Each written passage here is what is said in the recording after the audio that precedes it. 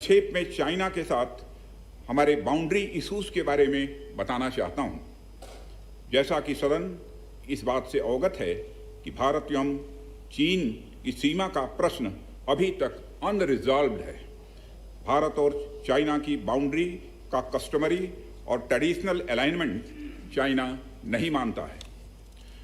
हम यह मानते हैं कि यह अलाइनमेंट वेल एस्टेब्लिश्ड भौगोलिक सिद्धांतों पर आधारित है, जिसकी पुष्टि न केवल ट्रीटीज और एग्रीमेंट द्वारा बल्कि हिस्टोरिक यूसेस के प्रैक्टिसेस द्वारा भी हुई है।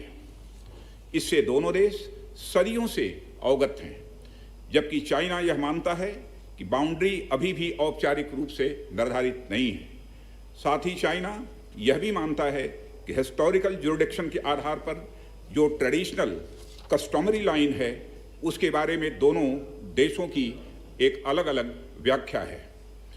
दोनों देश 1950 एवं 1960 के दशक में इस पर बातचीत कर रहे थे, परंतु इस पर म्यूचुअली एक्सेप्टेबल समाधान नहीं निकल पाया।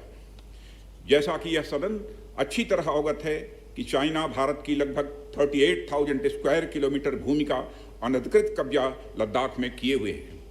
इसके अलावा 1963 में एक तथाकथित बाउंड्री एग्रीमेंट के तहत पाकिस्तान ने पीओके की 5,180 स्क्वायर किलोमीटर भारतीय जमीन अवैध रूप से चाइना को सौंप दी है। चाइना अरुणाचल प्रदेश की सीमा से लगे हुए लगभग 90,000 स्क्वायर किलोमीटर भारतीय क्षेत्र को भी अपना बताता है। अध्यक्ष महोदय, भारत तथा चाइना दोनों ने औपचारिक तौर पर यह माना है कि सीमा का प्रश्न एक जटिल मुद्दा है, जिसके समाधान के लिए पेशेंस की आवश्यकता है तथा इस इशू का फेयर, रीजनेबल और म्यूचुअली एक्सेप्टेबल समाधान शांतिपूर्ण बातचीत के द्वारा निकाला जाना चाहिए। अंतरिम रूप से दोनों पक्षों ने यह मान लिया है कि सीमा पर पीस और ट्रैंक्विलिटी बहाल रखना बाइलेटरल रिलेशंस को बढ़ाने के लिए यह अत्यंत आवश्यक है। मैं यह भी बताना चाहता हूं कि अभी तक इंडिया चाइना के बॉर्डर एरियाज में commonly delineated line of actual control नहीं है और एलएसी को लेकर दोनों का परसेप्शन अलग अलग है। इसलिए पीस और ट्रैंक्विलिटी बहाल रखने के लिए दोनों देशों के बीच कई तरह के एग्रीमेंट्स और प्रोटोकॉल्स भी हैं। इन समझौतों के तहत दोनों देशों ने यह माना है कि एलएसी पर पीस और ट्रैंक्विलिटी बहाल रखी जाएगी, जिस पर एलएसी की अपनी अपनी रेस्पेक्टिव पोजीशंस और बाउंड्री क्वेश्चन का कोई असर नहीं माना जाएगा। इस आधार पर वर्ष 1988 के बाद से दोनों देशों के बाइलेटरल रिलेशंस में काफ़ी विकास हुआ था। भारत का मानना है कि बाइलेटरल रिलेशंस को विकसित किया जा सकता है तथा साथ ही साथ बाउंड्री मुद्दे के समाधान के बारे में भी चर्चा की जा सकती है, परंतु एलएसी पर पीस और ट्रैंक्विलिटी में किसी भी प्रकार की गंभीर स्थिति का बाइलेटरल रिलेशंस पर निश्चित रूप से असर पड़ेगा। अध्यक्ष महोदय, वर्ष 1993 और 1996 के समझौते में इस बात का जिक्र है कि एलएसी के पास दोनों देश अपनी सेनाओं की संख्या कम से कम रखेंगे। समझौते में यह भी है कि जब तक बाउंड्री इश्यूज का पूर्ण समाधान नहीं होता है, तब तक एलएसी को स्ट्रिक्टली रेस्पेक्ट और एडहेर किया जाएगा और उसका उल्लंघन किसी भी सूरत में नहीं किया जाएगा। इन समझौतों में भारत व चाइना एलएसी के क्लैरिफिकेशन द्वारा एक कॉमन अंडरस्टैंडिंग पर पहुंचने के लिए भी कमिटेड हुए थे। इसके आधार पर 1990 से 2003 तक दोनों देशों द्वारा एलएसी पर एक कॉमन अंडरस्टैंडिंग बनाने की कोशिश की गई, लेकिन इसके बाद चाइना ने इस कार्रवाई को आगे बढ़ाने पर सहमति नहीं जताई है। इसके कारण कई जगहों पर चाइना तथा भारत के बीच एलएसी परसेप्शंस में ओवरलैप है। इन क्षेत्रों में तथा बॉर्डर के कुछ अन्य इलाकों में दूसरे समझौतों के आधार पर दोनों की सेनाएं फेस ऑफ आदि की स्थिति का समाधान निकालती हैं, जिससे कि शांति कायम हो। इससे पहले कि मैं सदन को वर्तमान स्थिति के बारे में बताऊं, अध्यक्ष महोदय, मैं यह बताना चाहता हूं कि सरकार की विभिन्न इंटेलिजेंस एजेंसीज के बीच कोऑर्डिनेशन का एक इलेबोरेट और टाइम टेस्टेड मैकेनिज्म है जिसमें सेंट्रल आर्म्ड पुलिस फोर्सेस और तीनों हमारी आर्म्ड फोर्सेस की इंटेलिजेंस एजेंसीज भी शामिल हैं। टेक्निकल और ह्यूमन इंटेलिजेंस को लगातार कोऑर्डिनेटेड तरीके से इकट्ठा किया जाता है तथा आर्म्ड फोर्सेस से उनके डिसीजन मेकिंग के लिए भी शेयर किया जाता है। अध्यक्ष महोदय, अब मैं सदन को इस साल की उत्पन्न परिस्थितियों से अवगत कराना चाहता हूं। अप्रैल माह से ईस्टर्न लद्दाख की सीमा पर चाइना की सेनाओं की संख्या तथा उनके आर्मामेंट्स में काफ़ी वृद्धि देखी गई है। मई महीने के प्रारंभ में चाइना ने गलवान घाटी क्षेत्र में हमारी ट्रूप्स के नॉर्मल ट्रेडिशनल पेट्रोलिंग पैटर्न में व्यवधान शुरू किया, जिसके कारण फेस ऑफ की स्थिति उत्पन्न हुई। ग्राउंड कमांडर्स द्वारा इस समस्या को सुलझाने के लिए विभिन्न समझौतों तथा प्रोटोकॉल के तहत वार्ता की जा रही थी। इसी बीच मई महीने के मध्य में चाइना द्वारा वेस्टर्न सेक्टर में कई स्थानों पर LAC पर ट्रांसग्रेशन करने की कोशिश की गई। इसमें कोंगकाला, गोगरा एंड पेंगोंग लेक का नॉर्थ बैंक शामिल है। इन कोशिशों को हमारी सेनाओं ने समय पर देख लिया तथा उसके लिए आवश्यक जवाबी कार्रवाई भी की है। अध्यक्ष महोदय, हमने चाइना को डिप्लोमेटिक तथा मिलिट्री चैनल्स के माध्यम से यह अवगत करा दिया कि इस प्रकार की गतिविधियां स्टेटस को यूनिलेटरली बदलने का प्रयास है और यह भी साफ कर दिया गया कि ये प्रयास हमें किसी भी सूरत में मंजूर नहीं है। अध्यक्ष महोदय, LAC के ऊपर फ्रिक्शन बढ़ता हुआ देखकर दोनों तरफ के सैन्य कमांडरों ने 6 जून 2020 को मीटिंग की तथा इस बात पर सहमत बनी कि रेसिप्रोकल एक्शंस के द्वारा डिसएंगेजमेंट किया जाए। दोनों पक्ष इस बात पर भी सहमत हुए कि LAC को माना जाएगा तथा कोई ऐसी कार्रवाई नहीं की जाएगी जिससे स्टेटस को बदले। किंतु इस सहमति के वायलेशन में चीन द्वारा एक वायलेंट फेस ऑफ की स्थिति 15 जून को गलवान में क्रिएट की गई। हमारे बहादुर सिपाहियों ने, हमारे बहादुर सेना के जवानों ने अपनी जान का बलिदान दिया और साथ ही चीनी पक्ष को भी भारी क्षति पहुंचाई है। अध्यक्ष महोदय, और अपनी सीमा की सुरक्षा में वह कामयाब रहे। इस पूरी अवधि के दौरान हमारे बहादुर जवानों ने जहां संयम की जरूरत थी वहां संयम रखा तथा जहां शौर्य की जरूरत थी वहां शौर्य प्रदर्शित किया है। अध्यक्ष महोदय, मैं सदन से अध्यक्ष महोदय यह अनुरोध करता हूं कि हमारे दिलेर जवानों की वीरता एवं उनके बहादुरी की भूरी भूरी प्रशंसा की जानी चाहिए। हमारे बहादुर जवान अत्यंत मुश्किल परिस्थितियों में अपने अथक प्रयास से समस्त देशवासियों को सुरक्षित रख रहे हैं। एक ओर किसी को भी हमारे सीमा की सुरक्षा के प्रति हमारे डिटर्मिनेशन के बारे में संदेह नहीं होना चाहिए। वहीं भारत यह भी मानता है कि पड़ोसियों के साथ शांतिपूर्ण संबंधों के लिए आपसी सम्मान और आपसी सेंसिटिविटी भी आवश्यक है। चूंकि हम मौजूदा स्थिति का डायलॉग के जरिए समाधान चाहते हैं और हमने चाइनीज साइड के साथ डिप्लोमेटिक और मिलिट्री एंगेजमेंट बनाए रखा है। इन डिस्कशंस में 3 की प्रिंसिपल्स हमारी अप्रोच को तय करते हैं। फर्स्ट, दोनों पक्षों को LAC का सम्मान और कड़ाई से पालन करना चाहिए। सेकंड, किसी भी पक्ष को अपनी तरफ से यथास्थिति का उल्लंघन करने का प्रयास नहीं करना चाहिए। और थर्ड, दोनों पक्षों के बीच सभी समझौतों और अंडरस्टैंडिंग्स का पूर्णतया पालन होना चाहिए। चाइनीज साइड की यह पोजीशन है कि स्थिति को एक जिम्मेदार ढंग से हैंडल किया जाना चाहिए और द्विपक्षीय समझौतों एवं प्रोटोकॉल के अनुसार शांति एवं सद्भाव सुनिश्चित किया जाना चाहिए। वह भी यही कहते हैं। जबकि ये डिस्कशन चल ही रहे थे, चीन की तरफ से 29 और 30 अगस्त की रात को प्रोवोकेटिव सैनिक कार्रवाई की गई, जो पेंगोंग लेक के साउथ बैंक एरिया में स्टेटस को बदलने का प्रयास था। लेकिन एक बार फिर हमारी आर्म फोर्सेस द्वारा टाइमली और फॉर्म एक्शंस के कारण उनके प्रयास विफल कर दिए।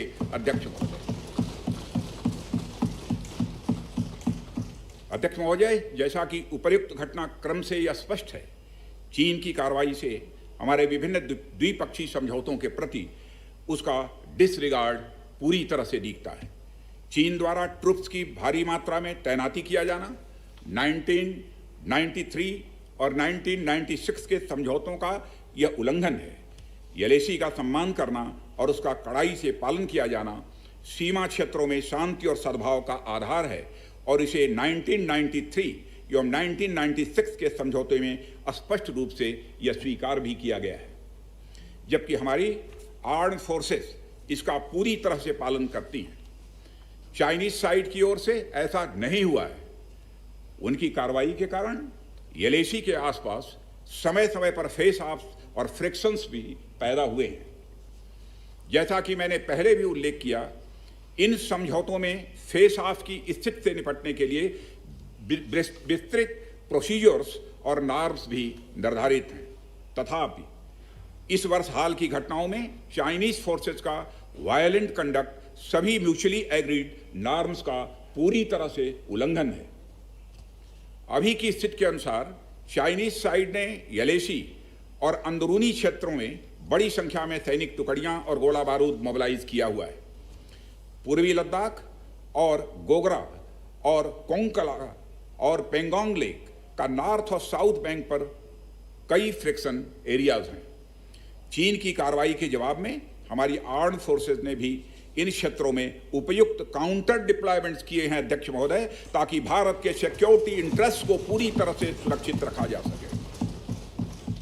अध्यक्ष महोदय, मैं सदन को आश्वस्त रहना चाहिए कि हमारी आर्म्ड फोर्सेस इस चुनौती का सफलतापूर्वक सामना करेंगी और हमारी आर्म्ड फोर्सेस साथ ही साथ जिस प्रकार की उनके द्वारा आज भी कार्रवाई की जा रही है, जिस प्रकार से सीमा की रक्षा की जा रही है, हम सबको हमारी आर्म्ड फोर्सेस के ऊपर गौरव है अध्यक्ष महोदय, गौरव की अनुभूति होती है। अभी जो स्थिति बनी हुई है उसमें सेंसिटिव ऑपरेशनल इश्यूज शामिल हैं, इसलिए मैं इस बारे में ज्यादा ब्यौरा का खुलासा यदि करना चाहूं तब भी नहीं कर सकता हूं अध्यक्ष महोदय। यह हमारी एक सीमा है और मैं आश्वस्त हूं यह सदन हमारी इस सेंसिटिविटी को भी समझेगा। और अध्यक्ष महोदय, मैं कोविड-19 के चैलेंजिंग समय में हमारी आर्म्ड फोर्सेस और आईटीबीपी के तेजी से डिप्लॉयमेंट हुई हैं और उनके प्रयासों को एप्रिशिएट किए जाने की जरूरत है। और यह इसलिए भी संभव हुआ है क्योंकि सरकार ने पिछले कुछ वर्षों में बॉर्डर इंफ्रास्ट्रक्चर के विकास को काफी अहमियत दी है। सदन को जानकारी है कि पिछले कई दशकों में चीन ने बड़े पैमाने पर इंफ्रास्ट्रक्चर एक्टिविटी शुरू की है, जिनसे बॉर्डर एरिया में उनकी डिप्लॉयमेंट क्षमता भी बढ़ी है। इसके जवाब में हमारी सरकार ने भी बॉर्डर इंफ्रास्ट्रक्चर के विकास के लिए अपना काफी बजट बढ़ाया है, जो पहले से दोगुना से भी अधिक है। इसके फलस्वरूप बॉर्डर एरियाज में काफी रोड्स और ब्रिजेज भी बने हैं। इससे न केवल लोकल पॉपुलेशन को जरूरी कनेक्टिविटी मिली है, बल्कि हमारी आर्म्ड फोर्सेस को बेहतर लॉजिस्टिकल सपोर्ट भी मिला है। ओके अध्यक्ष महोदय, इसके कारण वे बॉर्डर एरिया में अधिक अलर्ट रह सकते हैं। एक मिनट, सेक्रेटरी जनरल ट्रांसलेशन शुरू कर दें। आ रहा है, एक बार चेक कर लो। ठीक, एक बार चेक कर लें दोबारा। ओके अध्यक्ष महोदय, इसके कारण वे बॉर्डर एरियाज में अधिक अलर्ट रह सकते हैं और जरूरत पड़ने पर बेहतर जवाबी कार्रवाई भी कर सकते हैं। आने वाले समय में भी सरकार इस उद्देश्य के प्रति पूरी तरह से कमिटेड रहेगी, यह मैं सदन को आश्वस्त करना चाहता हूं। आदरणीय अध्यक्ष महोदय, मैं इस बात पर बल देना चाहूंगा कि भारत हमारे बॉर्डर एरियाज में मौजूदा मुद्दों का हल शांतिपूर्ण बातचीत और कंसल्टेशन के जरिए किए जाने के प्रति कमिटेड है। इस उद्देश्य को पाने के लिए मैं अपने चाइनीज काउंटर पार्ट से 4 सितंबर को मॉस्को में मिला और उनसे हमारी इन डेप्थ डिस्कशन भी हुई। मैंने स्पष्ट तरीके से हमारी चिंताओं को चीनी पक्ष के सामने रखा, जो उनकी बड़ी संख्या में ट्रुप्स की तैनाती और उनका एग्रेसिव बिहेवियर और यूनिलैटरल स्टेटस को बदलने की कोशिश से रिलेटेड था। मैंने यह भी स्पष्ट किया कि हम इस मुद्दे को शांतिपूर्ण ढंग से हल करना चाहते हैं और हम चाहते हैं कि चीनी पक्ष हमारे साथ मिलकर काम करे। वहीं हमने, अध्यक्ष महोदय, वहीं हमने यह भी स्पष्ट कर दिया कि हम भारत की सॉवरेंटी और टेरिटोरियल इंटीग्रिटी की रक्षा के लिए पूरी तरह से डिटरमिन्ड हैं। इसके बाद मेरे कोलीग विदेश मंत्री श्री जयशंकर जी भी 10 सितंबर को मॉस्को में चाइनीज विदेश मंत्री से मिले। दोनों एक एग्रीमेंट पर पहुंचे कि यदि चाइनीज साइड द्वारा सिंसियरली और फेथफुली एग्रीमेंट को इंप्लीमेंट किया जाता है तो कंप्लीट डिसएंगेजमेंट प्राप्त किया जा सकता है और बॉर्डर एरियाज में शांति स्थापित हो सकती है। अध्यक्ष महोदय, जैसा कि सभी सम्मानित सदस्यों को जानकारी है कि बीते समय में भी चीन के साथ हमारे बॉर्डर एरियाज में लंबे स्टैंड ऑफ्स की स्थिति यह कई बार बनी है, जिसका शांतिपूर्ण तरीके से समाधान भी किया गया था। हालांकि इस वर्ष की स्थिति, चाहे वो ट्रूप्स की स्केल ऑफ इन्वॉल्वमेंट हो या फ्रिक्शन पॉइंट्स की संख्या हो, वह पहले से बहुत अलग है। फिर भी हम मौजूदा स्थिति के शांतिपूर्ण समाधान के लिए पूरी तरह से कमिटेड हैं। इसके साथ साथ मैं सदन को आश्वस्त करना चाहता हूं कि हम सभी परिस्थितियों से निपटने के लिए भी तैयार हैं।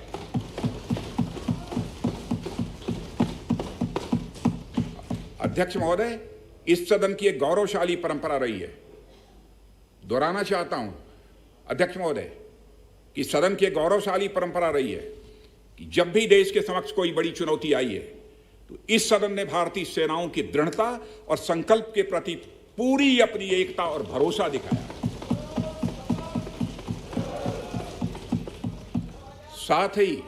साथ ही सीमा क्षेत्र में तैनात अपने बहादुर सेना के जवानों के शौर्य, पराक्रम और सीमा की सुरक्षा के प्रति उनकी प्रतिबद्धता पर पूरा इस सदन ने विश्वास व्यक्त किया है। अध्यक्ष महोदय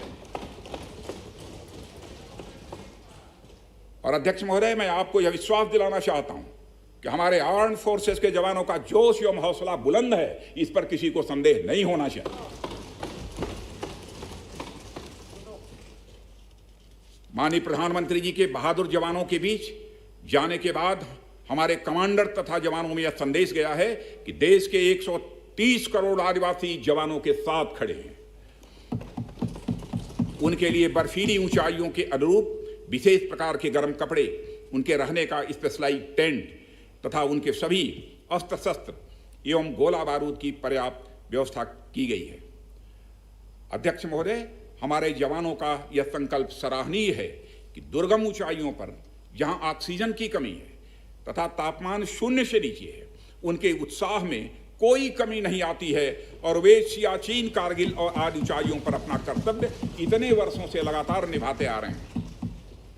और अध्यक्ष महोदय, मुझे इस गौरवमयी सदन के साथ यह साझा करने में यह कतई संकोच नहीं है कि लद्दाख में हम एक चुनौती के दौर से गुजर रहे हैं और मैं इस सदन से आग्रह करना चाहता हूं कि हमें एक रेजोल्यूशन द्वारा पारित करना चाहिए कि हम अपने वीर जवानों के साथ कदम से कदम मिलाकर खड़े हैं। पूरा सदन अपने वीर जवानों के साथ कदम से कदम मिलाकर खड़ा है, जो कि अपनी जान की, अपनी जिंदगी की बगैर परवाह किए हुए देश की चोटियों की ऊंचाइयों पर विषम परिस्थितियों के बावजूद हमारी भारत माता की वह रक्षा करते हैं।